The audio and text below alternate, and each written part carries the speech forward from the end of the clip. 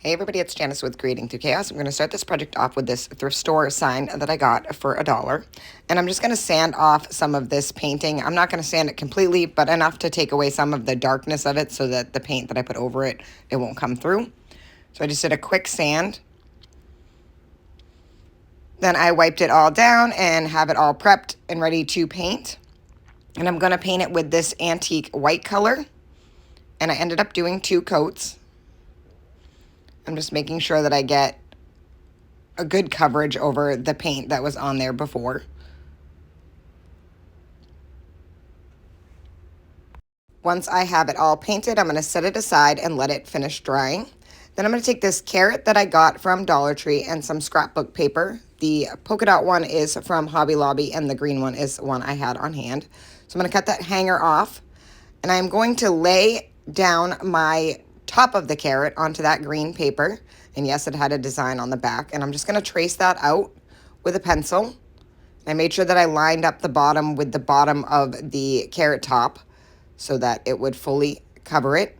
Next, I'm going to lay my carrot part down onto my paper and then trace that out as well. As you can see, I've used every square inch of this scrapbook paper and I keep the scraps for this very reason. And now I'm just going to cut them all out. So I'm going to cut out the carrot bottom and the carrot top. Once I have them both cut out, I am going to Mod Podge them onto the carrots. So I'm just going to put some Mod Podge down on the top piece first. And it will also cover that hanger hole that I don't want there anymore. Then I'm just going to lay my paper on, making sure that it's lined up. I cut a little outside of the lines so that I wouldn't have any issues with cutting incorrectly. And then I'm going to do the same thing for the bottom. Just put some Mod Podge on and then put the paper on.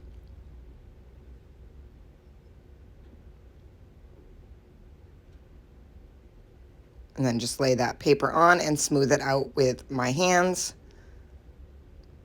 making sure that I have it where it needs to be, and then smooth it out. And then I am going to let that dry fully, and then I'm going to sand off all the excess paper. And then I ended up taking the sandpaper off of the little holder to do the top of the carrot because it was hard to get the sander into those little spots. So I just pulled the sandpaper off and kind of rubbed it in between and then also used a nail file in the smaller spots.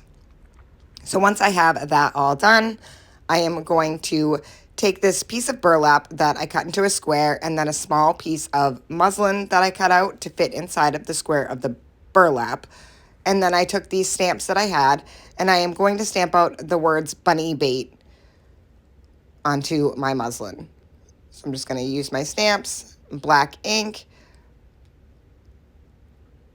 and just write out bunny. I don't care if this is perfectly straight or I'm getting all of them evenly spaced apart. It's supposed to be like a whimsical thing, so I'm just doing it, eyeballing it. So once I have that all stamped on there, I am going to Mod Podge that right onto that piece of burlap.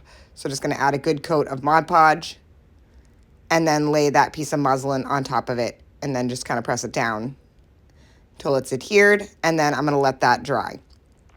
So once that was dry, I am going to take my board now. I'm going to tie a knot in a piece of twine. I had ripped the other hanger off, and then I'm going to staple gun that to the top half of the sign because it's going to hang differently. It did hang horizontally, and I'm going to have it hang vertically. I'm going to do the same thing on the other side, tie it in a knot, and then use my staple gun to staple it, and this will be the new hanger. And then I'm just going to cut off that excess twine. So once I have the hanger all on, I'm going to take my carrot and I'm going to lay it on the sign, and I'm going to kind of do it at a little bit of an angle.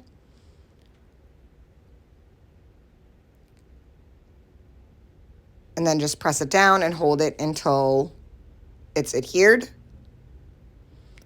And then I'm going to take my little bunny bait sign and I'm going to glue that to the bottom. So right on the side of the carrot towards the bottom.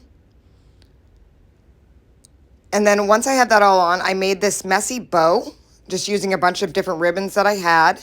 And I'm going to glue that right underneath the stem to the carrot.